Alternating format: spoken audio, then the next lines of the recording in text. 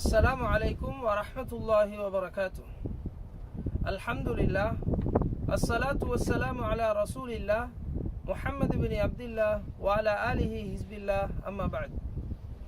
அன்பிற்கினிய இஸ்லாமிய சொந்தங்களே, நாம் அனைவரும் இருக்கக்கூடிய இந்த புனிதமிகு ரமதான் மாதம் இன்னும் ஓரிரு நாட்களில் எம்மை விட்டு செல்லப் போகிறது.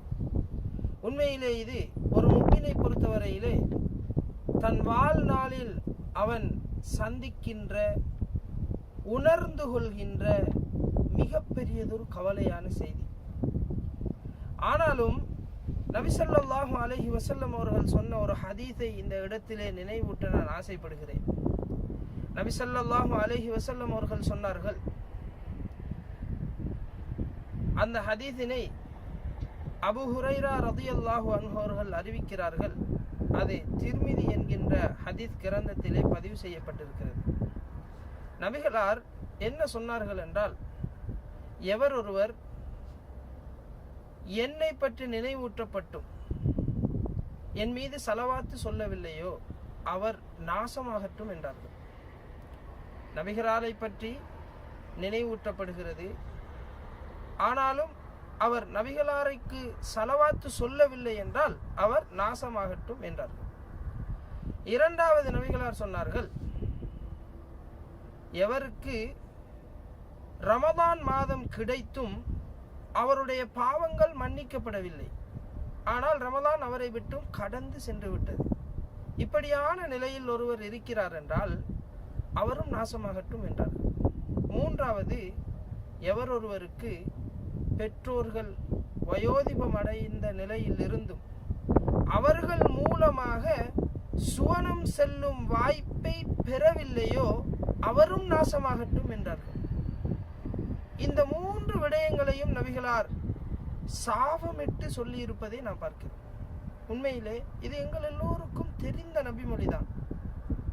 ரமதான் மாதம் வந்துவிட்டாலே, பெற்றோர்களின் சிறப்பு என்று பேசத் தொடங்கினாலே, ஸலவாத்தினுடைய மகிமை குறித்து பேச போனாலே இந்த ஹதீஸை நாம் நினைவூட்டுவது உண்டு. ஆனால் அது எங்களுடைய செவியோடு மாத்திரம் அது வந்து சென்று விடுகிறது. உள்ளத்தளவிலே அது ஆழம் பிடிப்பதில்லை, உடல் அளவிலே அதை செயற்படுத்தப்படுவதில்லை பெரும்பாலும். ஆனாலும் இந்த மூன்று விடயங்களையும் சற்று யோசித்து பார்ப்போம்.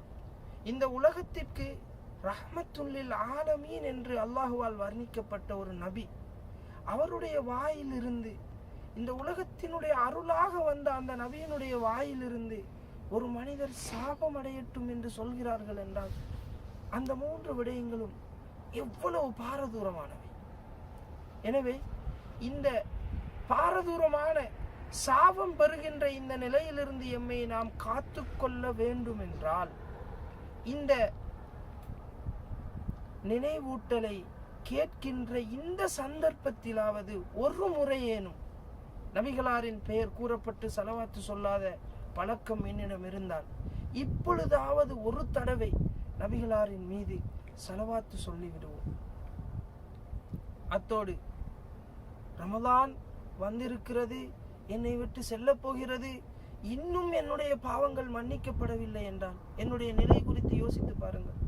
உண்மையிலே பொதுவாகவே ஒரு மனிதனுடைய வாழ்வில் அவனுடைய பாவங்கள் மன்னிக்கப்படுவதற்கு நாளாந்தம் நிறைய சந்தர்ப்பங்கள் உண்டு.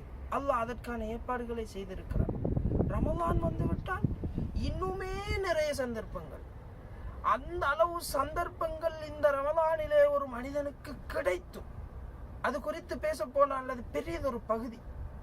அவ்வளவு சந்தர்ப்பங்கள் நிறைந்திருந்தும் ஒரு மனிதன் தன்னுடைய பாவத்தை போக்கவில்லை என்றால் அவனுடைய நிலை என்ன? அவன் உண்மையிலே சாபம் பெற தகுதியானவன். எனவே ஒரு முறையாவது அல்லாஹ்விடம் பாவ மன்னிப்பு தேடுவோம். ஒரு முறையாவது அல்லாஹ்விடம் பாவ மன்னிப்பு தேடுவோம். செய்த பாவங்கள் குறித்து தௌபா செய்து மீளுவோம். அதற்குண்டான நிபந்தனைகளை சரிவர நிறைவேற்றுவோம். அத்தோடு மூன்றாவது நபிகளார் சொன்ன பெற்றோர்கள் விடயத்தில் கவனம் எடுப்போம்.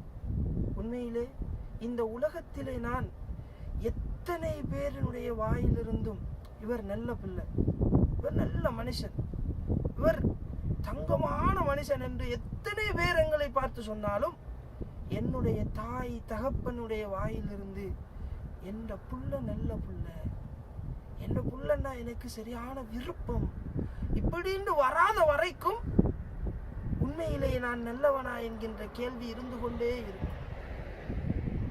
இந்த நினைவூட்டலை கேட்கின்ற ஒரு பெண்ணாக நீங்கள் இருந்தால், உங்களுக்கு குழந்தை பிறந்திருந்தால், தாய் பட்ட அந்த வலியை நீங்கள் உணர்ந்திருப்பீர்கள். அதை உணர்ந்த பிறகும் தாய் குறித்த மகத்துவம் உங்களுடைய உள்ளத்திலே வரவில்லை என்றால், நீங்கள் ஒரு ஆணாக இருந்து இன்று சம்பாதித்து கஷ்டப்பட்டு உழைக்கின்ற ஒரு மனிதராக நீங்கள் இருந்தால், தகப்பன் பட்ட கஷ்டமும் சிந்திய வியர்வையும் இரத்தமும் உங்களுடைய கண்முன்னே உங்களுடைய உள்ளத்திலே இன்னும் வரவில்லை என்றால், இதன் பிறகும் நீங்கள் உங்களுடைய தாய் தந்தையர் குறித்து உங்களுடைய மனதிலே ஒரு நல்ல எண்ணத்தை ஏற்படுத்தி அவர்களுக்கென ஒரு இடம் கொடுக்கவில்லை என்றால், அல்லாஹ் எங்களை பாதுகாக்க வேண்டும். அன்பானவர்களே, உண்மையிலே பெற்றோர்கள் இந்த உலகத்தில் எங்களுக்கு சுவர்க்கம் செல்வதற்கான வழியாக, சுவர்க்கம் செல்வதற்கான ஒரு சந்தர்ப்பமாக அல்லாஹ்வினால் தரப்பட்டவர்கள். அவர்களோடு இருக்கின்ற எப்படிப்பட்ட குரோதங்களாக இருந்தாலும், அவர்கள் எங்களுக்கு எவ்வளவுதான் அநியாயம் செய்திருந்தாலும், அவர்கள் எங்களால் கோபிக்கப்பட முடியாதவர்கள். அவர்கள் எதுவும் செய்திருக்கட்டும், எங்களுடைய ஈகோவை தூக்கி எறிவோம். அவர்கள் முன்னால் நாங்கள் கண்ணீர் சிந்துவோம். அவர்களை இரக்க குணத்தோடு பார்ப்போம். அவர்களுடைய வாயிலிருந்து எங்களுக்கான பிரார்த்தனையை எடுப்போம். அவர்களுடைய மனதில் எங்களுக்கான ஒரு இடத்தை எடுத்துக்கொள்வோம். இல்லை என்றால் அல்லாஹ் எங்களை பாதுகாக்க வேண்டும். இந்த நினைவூட்டலை கேட்கின்ற நேரத்திலே பெற்றோர்கள் உங்களோடு இருந்தால், அல்லாஹுக்காக அவர்கள் செய்தவற்றை மறந்து அவர்களோடு சேர்ந்து கதைத்து, அவர்கள் தான் தவறு செய்திருந்தாலும் அல்லாஹுக்காக மன்னிப்பு கோருங்கள். அல்லாஹ்வின் அருளை பெறுங்கள். நீங்கள் இருக்கின்ற இடத்திலே அவர்கள் இல்லை என்றிருந்தால், அவர்களோடு தொலைபேசி மூலமாவது தொடர்பு கொண்டு அவர்களோடு சிறிது நேரம் பேசுங்கள். அவர்களுடைய முகத்திலே சிரிப்பை காணுங்கள். அவர்களுடைய குரலிலே இரக்கத்தை காணுங்கள். அன்பானவர்களே, அல்லாஹ் எங்களை பொருந்திக் கொள்ள வேண்டும். பெற்றோர்கள் இல்லை என்றிருந்தால், மரணித்திருந்தால், அவர்களுடைய மறுமை வாழ்விற்காக அல்லாஹ்விடம் அதிகமாக இறைஞ்சுங்கள். அவர்கள் உயிரோடு இருந்தாலும் அவர்களுக்காக அதிகமாக இறைஞ்சுங்கள்.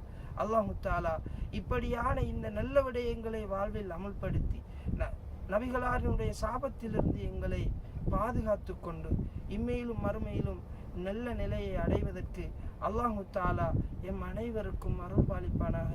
வ ஆகிரு தஅவானா அனில் ஹம்துலில்லாஹி ரப்பில் ஆலமீன்.